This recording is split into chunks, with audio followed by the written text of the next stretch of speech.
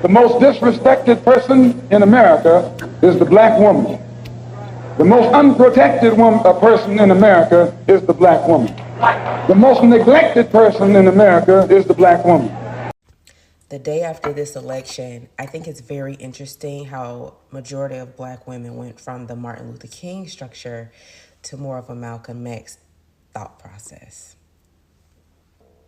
But then I started to think a little further and I'm like, oh, that's why they like to put Martin Luther King in the books and not Malcolm X.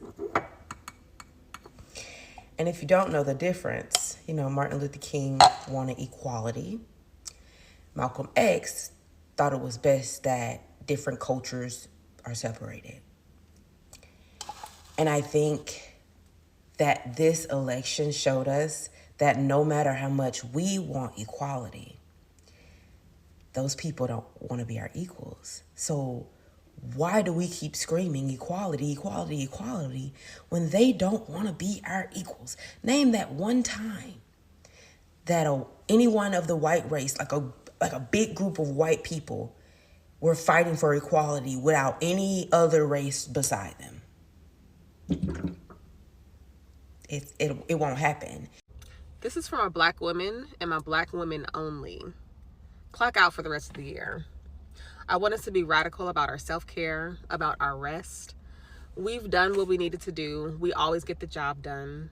We always wear the burdens on our backs. We're the fixers, we're the nurturers. But I really want you to take a step back, be radical about your self-care, and be unapologetic about your self-care because you deserve it.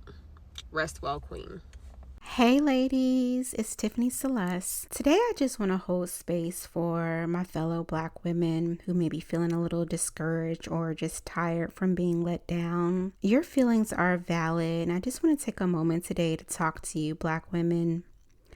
I know we have carried so much and we have poured into others so deeply, and we have been the heartbeat to so many causes.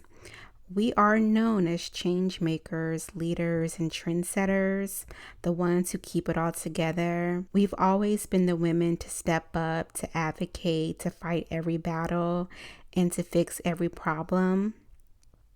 We've worn that cape proudly for so long, but I'm here to tell you it's time to take that cape off. It's time to rest and let someone else step up to the plate. You've done enough. Now listen, I know we've been taught that it's our job to keep everything together, that if we don't do it, nobody else will. But I just want to tell you something today, that cape has been heavy and it's okay to put it down. I've taken mine off and I'm encouraging other black women to do the same, because what's more beneficial to you right now is radical self-care and rest. Think of it as a promise to yourself that you are worthy of your own care and your own advocacy. I want you to start minding your own business, and I don't mean that in a dismissive way. I mean that in the most loving and soul-honoring way possible. Minding your business is about keeping your peace, setting down burdens that were never yours to carry, and giving yourself permission to just rest and restore. We don't have to be at the front of every march. We don't have to lead every cause, and we certainly don't need to carry every problem. We can set boundaries and we can say, not today. Today, I'm choosing me. I want to introduce you to a book that I have read many times. It's titled Real Self-Care. It was written by Pooja, Lakshmin. This book is such a gem. I'm still learning so much about how to take care of myself in a way that is actually sustainable and meaningful based on my personal values. And I'm confident that this book will completely change your life as well and how you take care of you. I also have my free self-care quiz if you want to discover your own self-care profile and get insights into your self-care habits, values, and boundaries. I will have them both linked in the description box and in the first pinned comment. So sit back and listen in on how other Black women are navigating this new era of minding their own business. And make sure you stay into the end, and I'll be back with additional commentary and insights on moving forward in our new era. I got to just put my cape to the side, put my strong woman cape to the side, because, you know, us Black women, we're strong for everyone. We show up for everyone. But when it's time to show up for ourselves and have strengths within ourselves is an issue. I want Black women to keep the same energy that they have right now. I want Black women to keep the same energy that they have right now. I don't want us to switch back. I don't want us to go back into that lead the charge, lead the change attitude that we have. I want us to keep the same energy that we have. I do not want us to start going, okay, well, all right, let's put our capes back on. Hell no. Keep the capes off. We're done. When people show you who they are, believe them. That's word to Maya Angelou. We believe you. We saw the percentages. You don't have to show us anymore. We see it. This is coming from someone that led marches in 2020. I'm not doing any more goddamn protests for anybody, unless it's one of my fellow sisters or the 80-something% of Black men that voted. Period. I don't care. Go cry tears to somebody that gives a damn, because I don't. So we believe you. You don't have to show me twice. I'm a Gemini. Once you show me who you are, bitch, you're done. You may as well have never existed on this planet. And I'm chilling. And anybody coming in my comments will be blocked. Like, I don't lose sleep over blocking people. You better ask somebody about me, baby. I'm a professional blocker. Could get a gold medal in the Olympics if it was a sport. Fuck around and find out. So that doesn't faze me at all. I'm not losing sleep over it. I just see you. So I'm going to treat you accordingly. Point blank, period. Black women rest era from here on out. This message is just for Black women only, Black women living in the United States, just for y'all. That's just for us. I got it. I'm cool. I'm down. We are divesting for the next 4 years. We are in our soft girl era. It is not our business. I just came here to remind you that it is not your business in one particular area. So here's, when you go to work, when you're at work, my guess is that you or somebody who looks like you is the one person at that job who knows what the hell is going on. Remember that we are in our soft girl era. It is not our business. So even on the job, if Becky can't figure out how to do it, mind your damn business. If Brad can't figure out how to do it, mind your damn business. It is not your Captain Save-A-Ho era, even at work. Do what you get paid for, go home. Period. The end. We are off. Remember that. Hello there. Y'all all right? So listen real quick, because I love you. You've shown up for everybody all the time. Baby, you're known for that. People be like, oh, you can call them. You know, they'll come through. They're going to help. Baby, you help do things at the church. You help do things at the job. You help do things in the community. You help family, friends. You always show up. Honey, you can even tell people how to eat well, but you don't show up like that for you. Honey, you eating bad. You ain't even been drinking water. You ain't even been drinking water, but you can tell somebody else how to better their life, and you in shambles. Why are you not making space for yourself first and then helping others? Why are you leaving yourself last? Why are you leaving yourself out? You deserve you too. Do you understand that? And this is the other thing I want you to remember. Everything, like in your life, in your history, in your past, the trauma, all the things you went through, you were not set up to win. And yet you're still here. You shouldn't even be here. You know what you've been through. And you ain't showing up for you. You ain't showing up for you after everything you've been through to get to where you are. You showing up for everybody except yourself. Stop that. It's your time now. You deserve your love. You deserve your grace. You deserve your compassion. You deserve your show up for you. Okay? That's it. I love you. I'm only telling you because I love you. All right. Now I want you to go about your business. and have the most amazing day. But even if you can't have a good one, don't you dare go messing up nobody else's hymn. It's time to show up for you too. Oh, and black women, I bet not catch you marching for nobody in the streets these next 4 years unless it's for another black woman. You bet not take that cape off. I know we have a problem with just letting things be. When we see a problem, we got to solve it. We got to help everybody because that's what we have been trained and ingrained to do. Lay down. Rest. Let it burn. Let it go. Stop fighting. Because we put in the work. We've always been on the right side of history. We've been putting in the work since before we were even seen as humans. Let it go. Let it burn. Let them see. Because we've been saying it for years. Let them see. You better go lay down and relax. Let it go. Let it be. I'm definitely the person where I'm like, I'm nice until you try me. It can be like you never existed.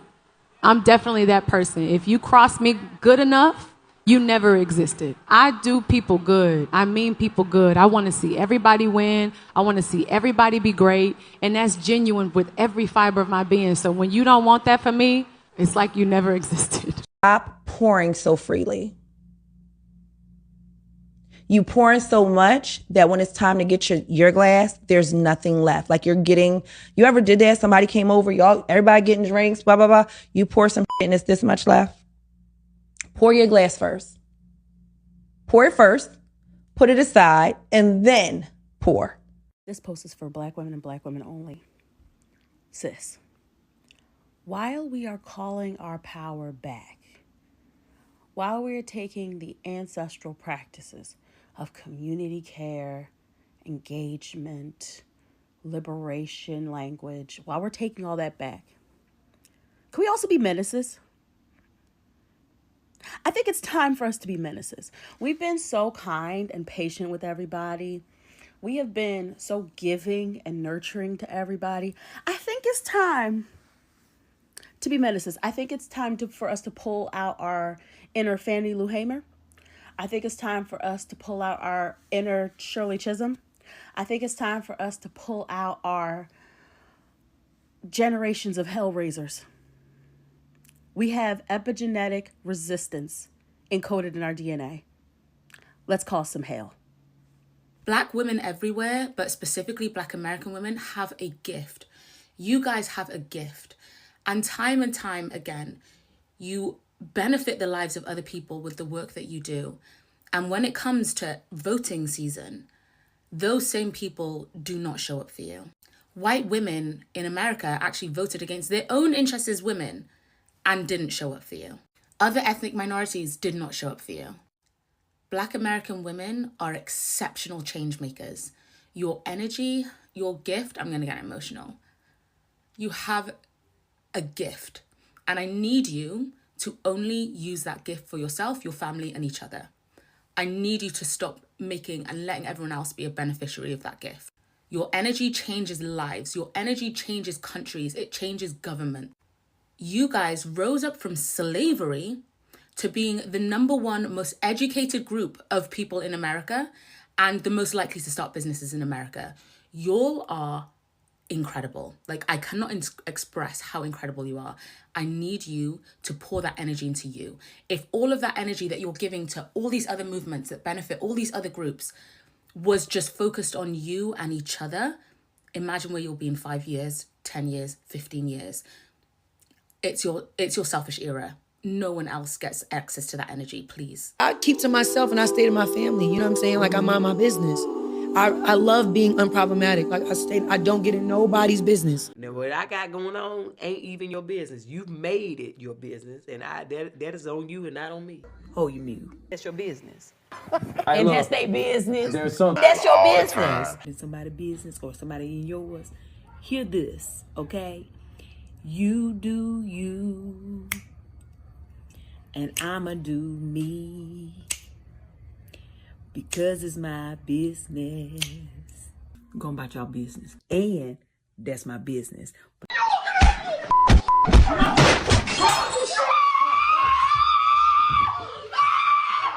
And on that note, Black women, mind your own business and embrace your rest era. I know historically we have been there for everyone else. We have been the first to step up and the last to go to bed. We have advocated, we have fought, we have loved, we have supported. And while all of that is beautiful and all of that strength is something to honor, it's not our only purpose as Black women. Our worth isn't in how much we do for others.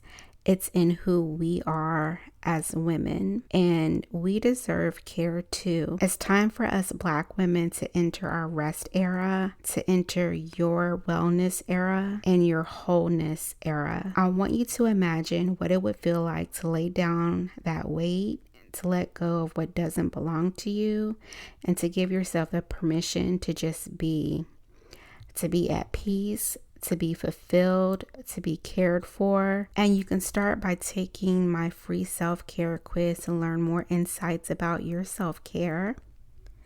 Because when you take care of yourself, when you pour into your own cup first, you're not just doing it for you, you're doing it for past and future generations. Because our daughters, our nieces, the next generation of Black women need to know that their lives, their health, their happiness are worth the same energy that they give to everyone else. They need to see that their well-being matters just as much as any cause. I encourage you to take this time to invest in your own wellness, embrace radical self-care, eat well, rest well, pray, and find peace. Set your boundaries that protect your joy and your spirit. It's time to step back, to mind your own business, and to truly believe that you are worthy of rest. Because the world can wait, the causes, the problems, they will still be there. But what matters most is that you are here, that you are healthy, and that you are whole. So let's step into this new chapter, this beautiful rest era, and give yourself the love and care that you so freely give to others. And if nobody has told you today, let me be the one.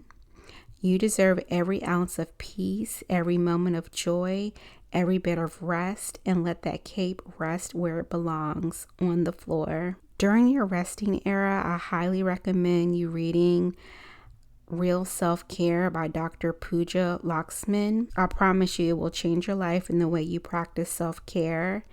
And take my free self-care quiz to dive deeper into your own self-care habits, boundaries, and values. It's a great first step to crafting a self-care practice that's truly authentic to you. I'll have them both linked for you in the description and in the first pinned comment. Let me know in the comments your perspective on this conversation and what does your rest era look like?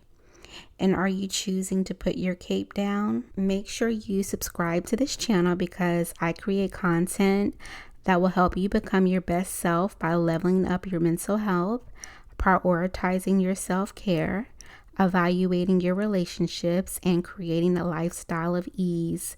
So if any of these things sound interesting to you, make sure that you hit the subscribe button and turn on your notifications. And please like and share this video. Thank you so much for watching, and I'll see you in the next video.